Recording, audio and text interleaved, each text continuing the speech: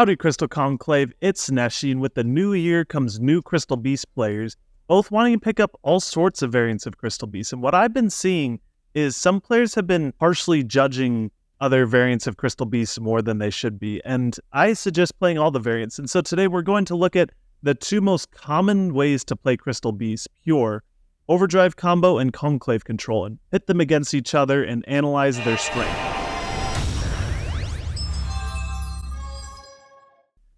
To kick things off, let's talk about what they have in common. This is just to give you sort of understanding of where I'm coming from. These are my updated lists for Overdrive Combo and Conclave Control for the current TCG post-ban list. This can be applied to Master Duel as well, though. Just throw in triple max C, you're good. Let's talk about what they have in common. Both of them have high combo potential with powerful spells, including Awakening and Golden Rule, being able to flood the field with Crystal Beasts using Sapphire Pegasus's effects and Ruby Carbuncle's effects. And both of them can also play low to the ground with their powerful trap cards, Crystal Conclave and Crystal Miracle. If you do get interrupted, you can always fall back on this and be able to control the game from this point.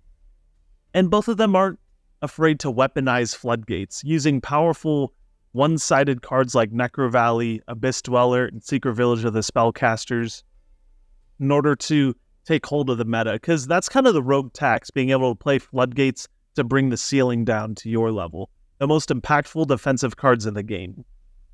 And both of them have OTK potential with their big dragons. Conclave Control summoning triple Zenith, making even Numeron Dragon. Of course, Rainbow Dragon Overdrive needs no introduction with its 11,000 attack. And being able to shuffle the field and return from a different dimension all of your Crystal Beasts. And they also require you as a duelist to know your opponent's deck. This isn't something exclusive to Crystal Beasts. This is just something I'm seeing in general. A lot of people are complaining about the different variants when it really just comes down to you as a duelist analyzing your opponent's decks and where to stop them. And that'll take you way farther than this PowerPoint presentation ever will. And finally, both decks make Bagooska as a plan B. Plan B Bagooska, baby, let's go! It doesn't matter how powerful your Crystal Beast deck is, you're always having Bagooska in the back pocket. Now, let's look at combo, specifically Overdrive Combo. Of course, the flagship boss monster, Rainbow Dragon Overdrive. I have a poster of it right there. And this is the big win condition, right? This is the big flashy boss monster with 11,000 attack, summon all of your Crystal Beasts, shuffle the field. What more could you ask for in a boss monster? One of the most hyped things in the game, and you get to summon Rainbow Dragon and Master Duel and watch that clean animation, just as Crystal Beasts were intended from the start, right? And you also have Cross Sheep, which is one of the more underrated parts of the deck. This deck is able to make huge end boards thanks to the power of Cross Sheep special summoning back Ruby, and then making big link plays after that.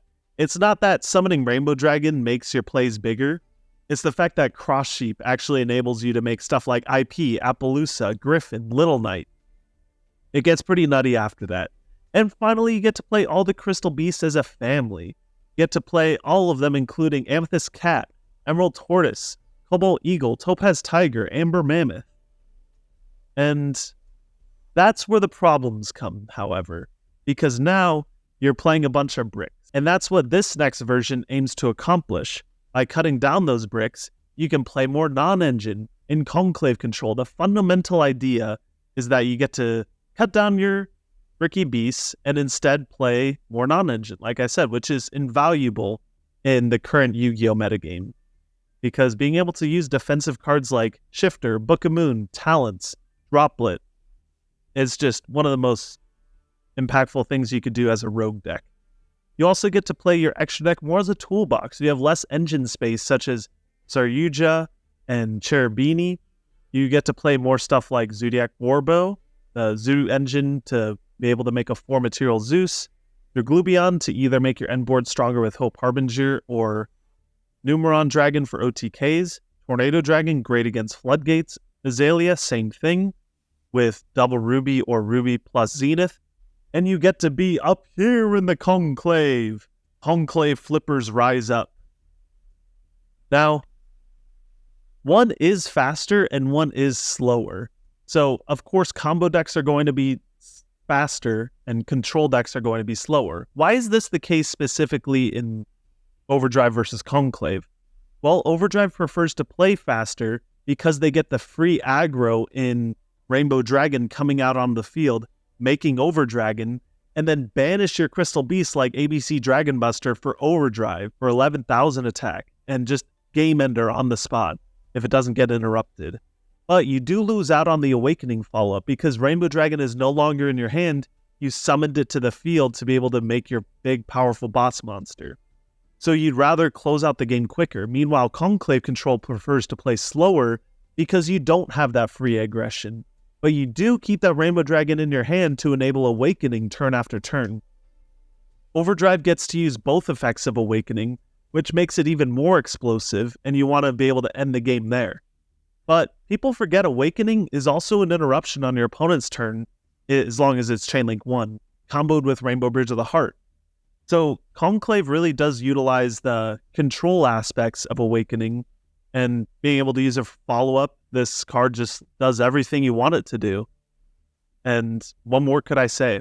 At the end, like comparing both of them, they are more alike than they are different. The changes are very minimal. I mean, 4 cards for 4 cards. This might seem like a small change, but 4 bricks does make for 10% of your deck in a 40-card deck. That has a huge impact over the long term, over a long tournament run. But at the end of the day, you're summoning Pegasus, you're bouncing cards with Heart. They're more alike than they are different. You're playing Crystal Beasts, for crying out loud. Let's stop pitting these under a microscope, and I'm guilty of this myself as well. I just pit these 2 variants under a microscope and look at them for their tiny details, when the overall picture, it's just an apple, right? It's just Crystal Beast. It is one crystal. So it really just comes down to player preference, and I hope this PowerPoint has really outlined the 2 differences for you, or all the key differences for you, and helped you make a decision. Now, there are 2 other branches that you can take when playing these decks. One is Advanced Overdrive, which uses the power of the Advanced Crystal Beast, specifically Advanced Ruby, to make your combos even more explosive. And you also have Angry Conclave, which uses the same monster count as Conclave Control, but use those non-engine slots for haymakers like Pankratops and Thrust to be able to break boards and OTK. This is the blind second variant, and yeah, that's all I have to say about that. Advanced Overdrive is an offshoot of Overdrive Combo, and Angry Conclave is an offshoot of Conclave Control. Now, what if we get into the nitty-gritty? What about tournament results? Now, just to break it to you, Conclave Control has both TCG and Master Duel Top Cut representation, and that's in and out of tier limit format. So while it is super dominant inside of tier limit format, it's also seen success outside of it as well. And this just proves the consistency boost of those 4 cards, or depending on how you build it, it could be even more, gives it the ability to make deeper runs in tournaments. You know, we haven't seen Overdrive Combo find success beyond the local level, but I have faith that something or someone might change that this year, and that's none other than Dread Guy right here. I have a feeling, mark my words, that this man is going to make it. He's nice with it. Let's all cheer on Dread Guy as he attempts to go the full distance this year. He's going to be the one to take Overdrive Combo to the next level. But no matter what you do, at the end of the day, we're all normal summoning Sapphire Pegasus. So go out there, activate Rainbow Bridge of the Heart, make your opponent read Salvation, and activate Zenith Effect, special summoning Sapphire Pegasus Effect to bait him imperm from your opponent. That's going to be it for today. Thank you guys for watching, and I'll catch you guys in the next one. Peace.